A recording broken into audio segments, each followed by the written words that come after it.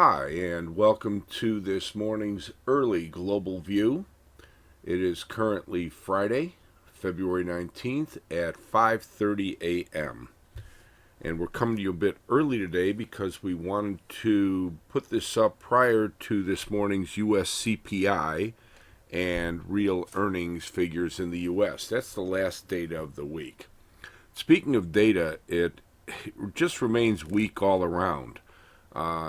And little doubt, therefore, that the equities rally, especially with the U.S. kind of leading the way up again, is still a bad news. As a matter of fact, we'd go so far as to say abysmal news is good news rally, and that's not so very surprising, really, in the context of the forbearance that would seem to encourage at the Fed on any further rate hikes. That's been reinforced by comments from some of their members.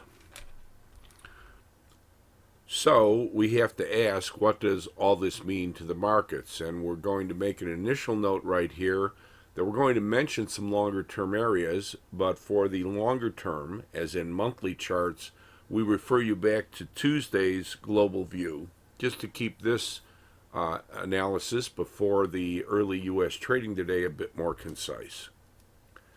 And the answer is that, again, it has meant that the markets are back in better shape, going back to last week, Thursday, when they were under pressure in the wake of Janet Yellen's Senate testimony back on Wednesday of last week and spilling over into Thursday. But after that point, a potential oil cap on production from OPEC that was actually entered into at the end of last week into this weekend has bolstered crude prices back above, even if not sustained so far, back above 30, and that helped the equity psychology as well. And what we had here then was, coming off of Thursday, the gap higher Friday that took the market back above the major 1865 to 60 monthly chart down break.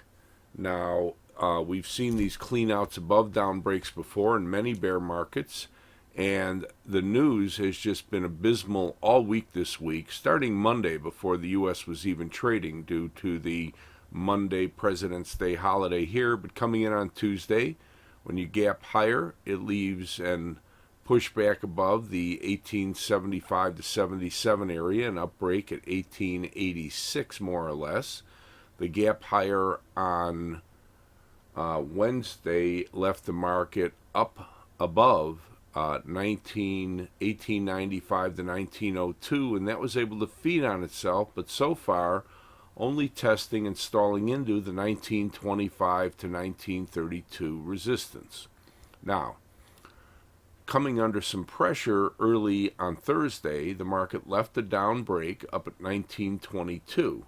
So that's your real tensor in the market right now.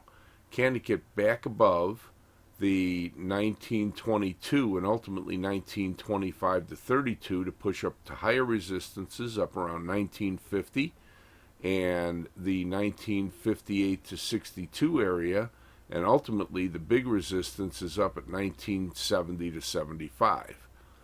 If it can't get out through 1925 to 32 overall, maybe even stalling right into this down break around 22, lower supports are right back at 1902 to 1895, with a buffer down to this new area around 1886, and the lower support, bigger lower support, remains down at 1865 to 60. Very interesting, of course, because now that's also, as we'll see on the intermediate term charts, a gap higher from the 1858 close last week. So it's reinforced by a weekly chart gap. And what we also note, if the market stalls on the upside for now, is that the 30-minute MACD is already back below its upper runaway band, and the hourly is still back out above it.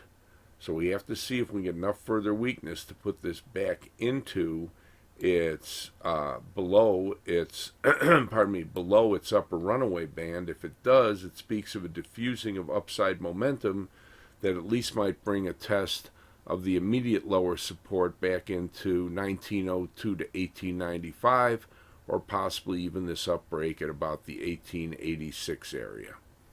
And that pretty much does it for the short-term view of the S&P 500.